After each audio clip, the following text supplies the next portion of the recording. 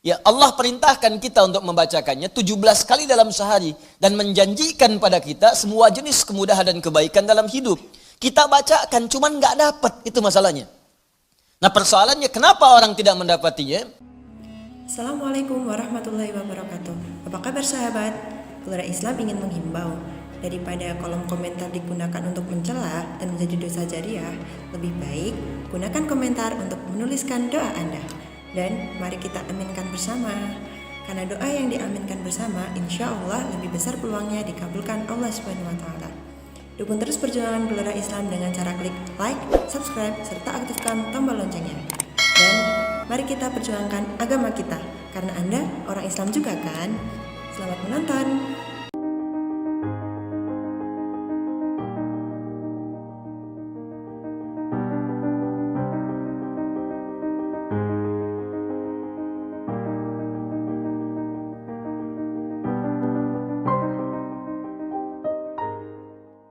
Al-Fatihah juga disebut dengan surah Asy-Syafi yang memberikan nilai-nilai kemuliaan, kebaikan, pembuka pintu kesehatan bagi orang-orang yang diuji dengan penyakit. Asy-Syafi, Al-Kafi, sesuatu yang dicukupkan dengannya, yang menjangkau semua hal kebutuhan yang kita perlukan dalam kehidupan di dunia. Jadi kalau kita amalkan isinya, semua hal yang baik-baik dalam kehidupan kita di dunia sampai ke akhirat akan dibukakan oleh Allah Subhanahu wa taala. Apa yang Anda butuhkan? Apa yang Anda perlukan? Apakah kemudahan dalam beraktivitas? Apakah kemudahan dalam rizki? Amalkan isinya, maka kita akan dimudahkan dan diistimewakan oleh Allah Subhanahu wa taala. Demikian dengan nama-nama yang lainnya sampai diberikan nama 14 kurang lebih untuk menunjukkan luasnya jangkauan kemuliaan dan sifat-sifat kebaikan yang dimiliki oleh surah ini.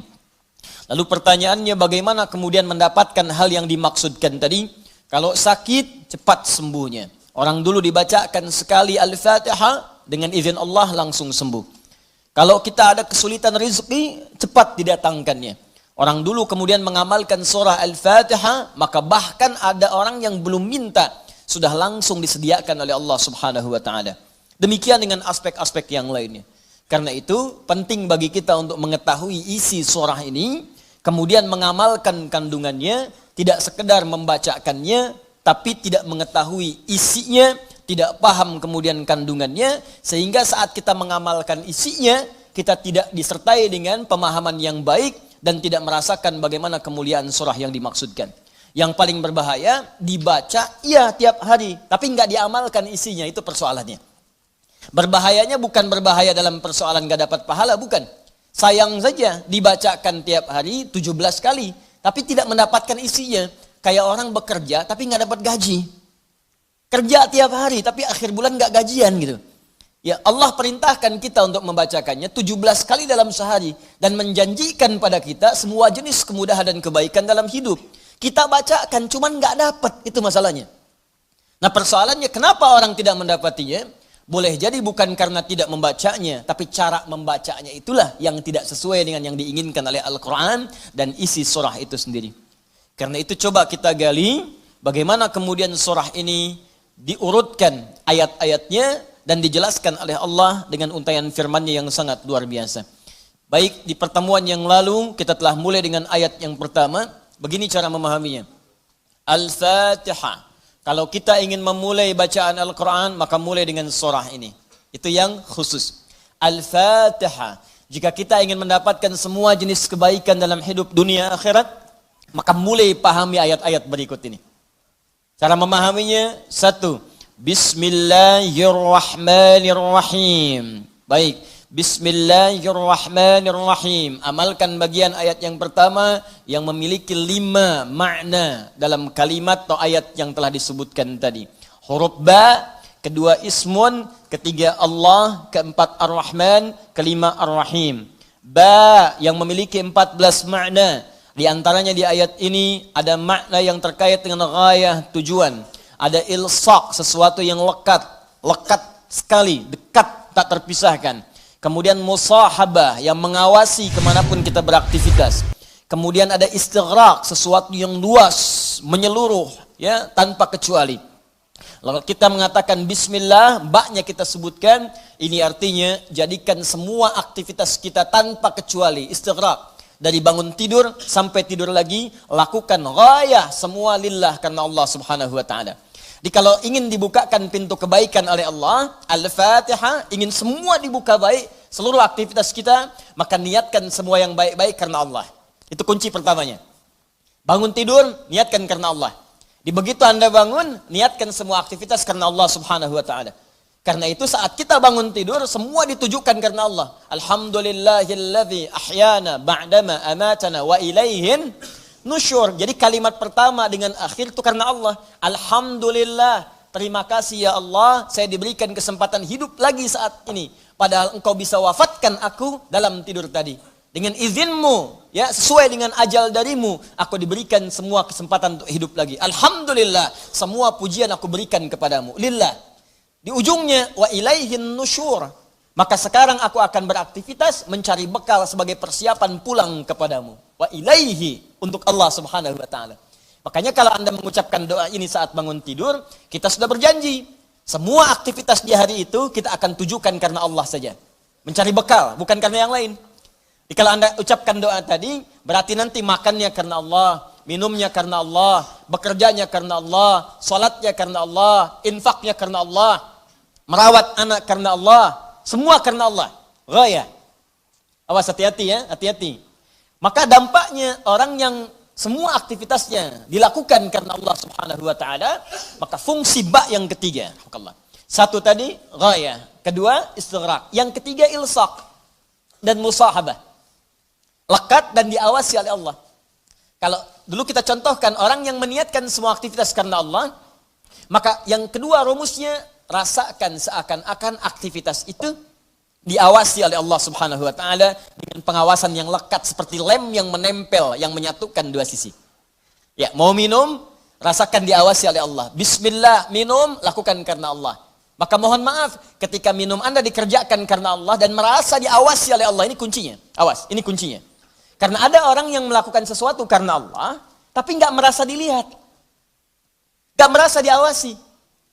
Ini saya tanya pada Anda, maaf ya, tadi saat sholat itu, sholatnya karena Allah bukan? Jawab aja, karena Allah bukan? Karena Allah.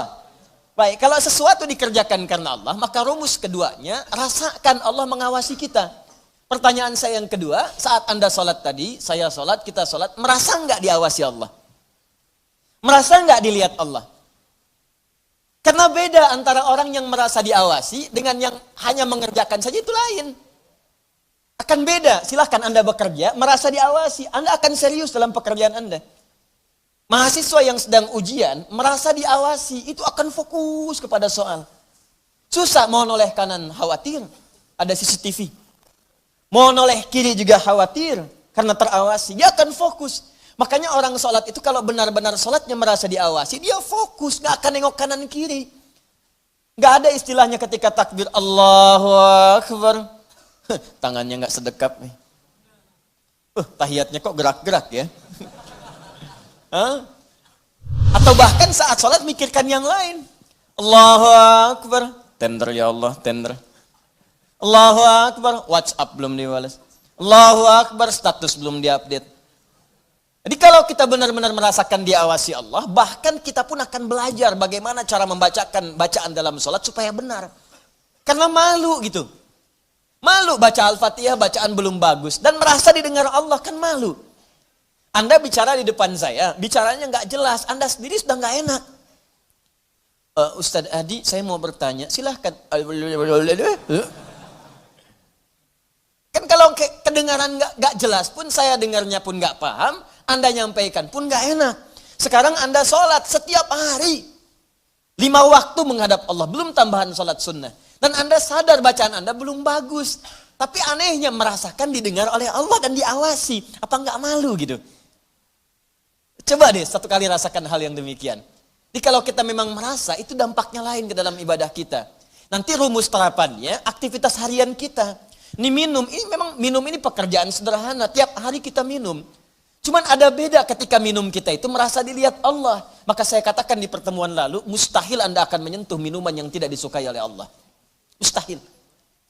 Jangankan menyentuh yang dilarang Allah, mau minum pakai tangan kiri pun rasanya nggak enak.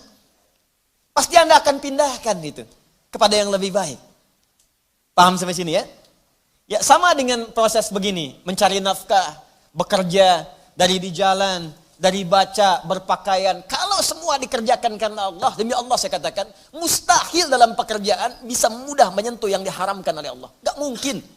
Gak mungkin mau terima proyek yang haram, itu mustahil. Mustahil ikutan tender yang haram, mustahil. Mustahil menjerumuskan diri pada yang tidak disukai oleh Allah. Karena merasa disukai, dilihat Allah. Dan merasa diawasi, jadi mustahil. Dusta itu mustahil. Bohong itu mustahil. Korupsi mustahil. Nyogok gak mungkin. Bukan karena perkara takut orang lihat, karena Allah mengawasi kita.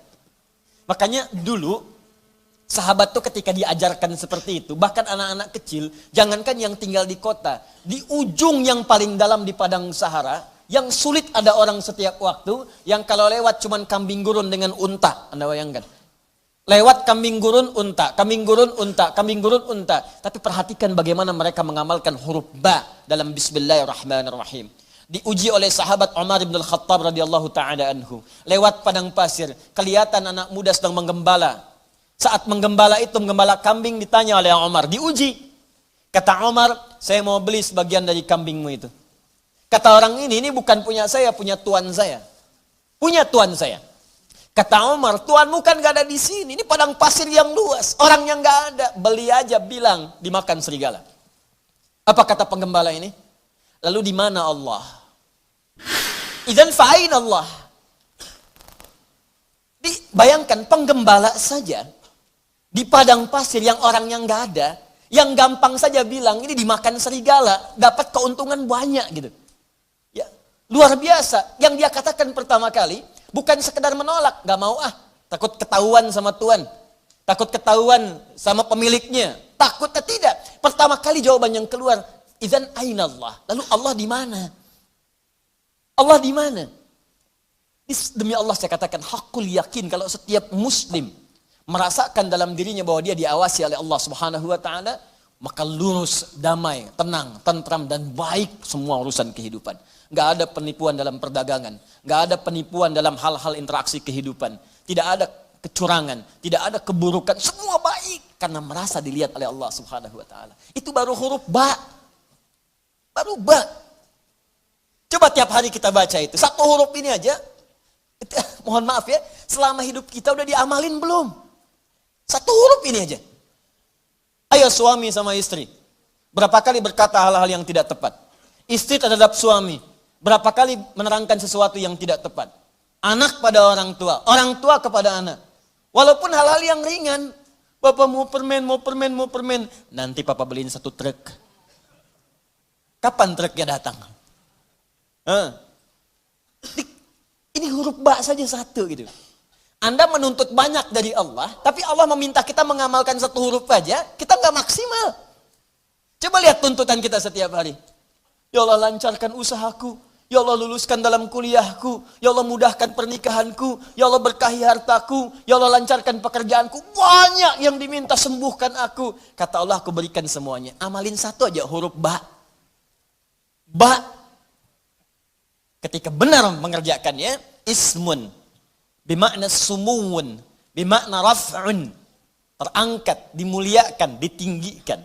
Ketika benar mengamalkannya, maka Allah akan berkenan meninggikan derajat kita, memuliakan kita pada semua aktivitas yang kita kerjakan dalam kehidupan kita. Syaratnya 1, kerjakan semua karena Allah Subhanahu wa taala.